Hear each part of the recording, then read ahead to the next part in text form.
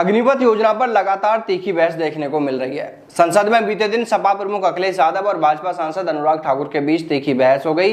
सपा प्रमुख अखिलेश यादव ने अग्निपथ योजना पर कई सवाल उठाते हुए कहा कि अगर अग्निपथ योजना इतनी ही अच्छी योजना है तो फिर इसके लिए राज्य सरकारों से क्यों कहा जा रहा है कि वो 4 साल बाद वापस घर लौटने वाले अग्निवीरों को आरक्षण दें, यानी राज्य सरकार की नौकरियों में उनको आरक्षण दें।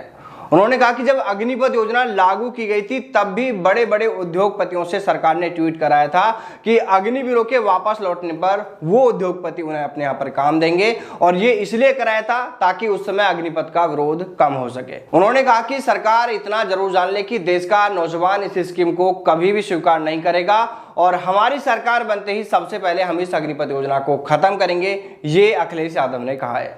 अखिलेश यादव ने जब अग्निपथ योजना पर कई बड़े सवाल खड़े किए तो इनका जवाब देने के लिए खड़े हुए भाजपा सांसद अनुराग ठाकुर ने कहा कि अग्निवीरों के लिए 100% रोजगार की गारंटी है और रहेगी भी। तो वहीं सपा प्रमुख अखिलेश यादव ने भी कह दिया कि इस योजना को हम खत्म करके ही रहेंगे, चाहे इसके लिए 1-2 साल ही क्यों ना लग जाए। देखिए, यहाँ पर अब सवाल ये बनता है कि जो अनुराग ठाकुर जी ये कह रहे हैं कि अग्निवीरों को 100% रोजगार की गारंटी है और रहेगी, तो वो पहले तो इस बात को जरूर क्लियर करें कि कैसे रोजगार की वो यहाँ पर गारंटी की बात कर रहे हैं। कहीं ऐसा तो नहीं कि 4 साल बाद इन्हें किसी बैंक के बाहर गार्ड बनाकर बैठा दिया जाएगा, क्योंकि अभी इन अग्निवीरों की उम्र वैसी नहीं है कि इन्हें गार्ड बनाकर बैठा दिया जाए, क्योंकि उनका अभी पूरा भविष्य पड़ा है, उनका भी घर परिवार है, तो ऐसा नहीं होना चाहिए। पहली बात तो यही। दूसरी बात यह है कि वो गारंटी नहीं दे सकते हैं, उनको नहीं कहना चाहिए। हाँ, अगर गारंटी देनी ही है, गारंटी की बात है, तो फिर इसको लेकर सरकार लिखित में दे, पीएम मोदी इसको लेकर लिखित में गारंटी दें, ऐसे नियम बना दें कि 4 साल बाद जो अग्निवीर वापस घर लौट कर आएंगे उन्हें 100% किसी ना किसी डिपार्टमेंट में सरकारी नौकरी दी जाएगी। ये नियम बना दिए जाए, तब तो चलो फिर भी मान लिया जाएगा कि इनको रोजगार मिल जाएगा।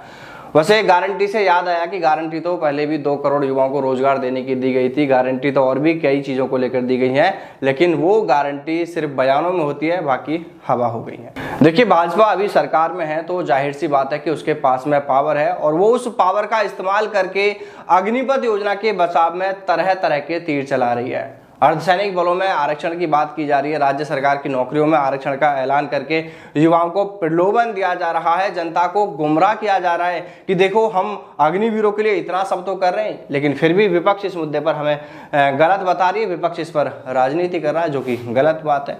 तो वहीं सपा प्रमुख अखिलेश यादव ने भी कहा है कि अगर यह योजना इतनी ही अच्छी है तो फिर सरकार को तरह तरह के प्रलोभन इन जवानों को क्यों देने पड़ रहे हैं, तरह तरह के आरक्षण देने की जरूरत क्यों पड़ रही है सरकार को।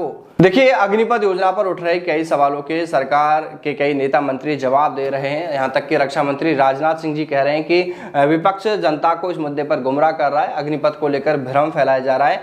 तो रक्षा मंत्री राजनाथ सिंह से हमारा सवाल है कि जब एक अग्निवीर और एक परमानेंट सैनिक एक ही पोस्ट पर बिल्कुल एक जैसी ड्यूटी कर रहे हैं और अगर वो दोनों ड्यूटी के दौरान वीरगति को प्राप्त होते हैं तो परमानेंट सैनिक की वीरगति पर तो उनके परिवार को पेंशन व कई और लाभ दिए जाते हैं, जबकि अग्निवीर के वीरगति को प्राप्त होने पर ना तो उनके परिवार को पेंशन ही दी जाती है और ना ही कई और ऐसे लाभ दिए जाते हैं जो एक परमानेंट सैनिक के वीरगति को प्राप्त होने पर उनके परिवार को दिए जाते हैं। रक्षा मंत्री जी, दे दीजिए इस सवाल का जवाब, या फिर यह भी भ्रम फैलाया जा रहा है।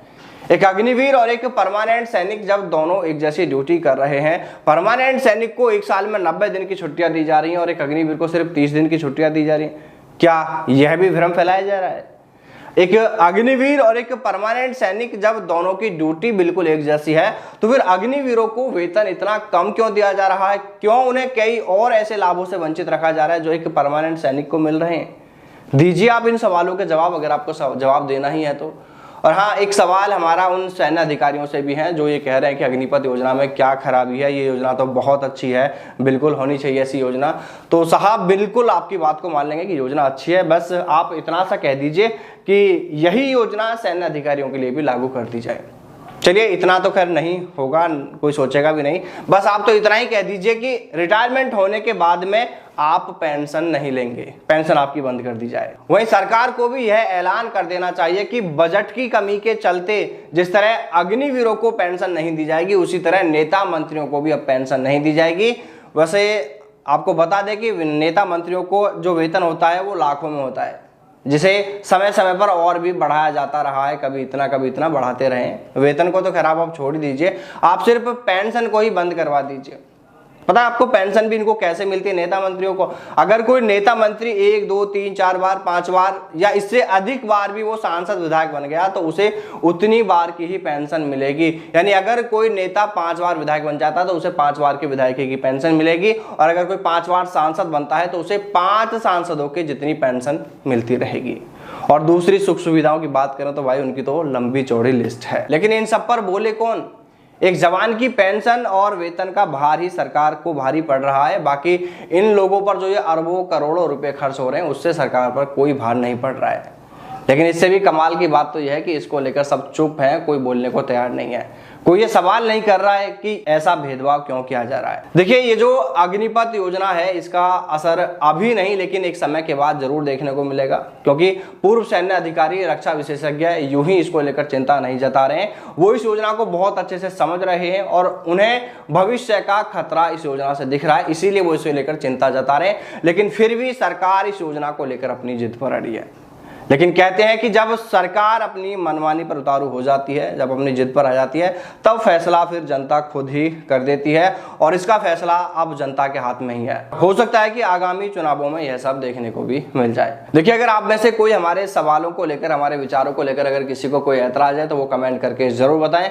और हाँ, अगर आप हमारे सवालों से, हमारी बातों से सहमत हैं तो आज इस वीडियो को आप ज़्यादा से ज़्यादा शेयर करें ताकि ये सच सभी को पता चल सके। जय हिंद, जय भारत।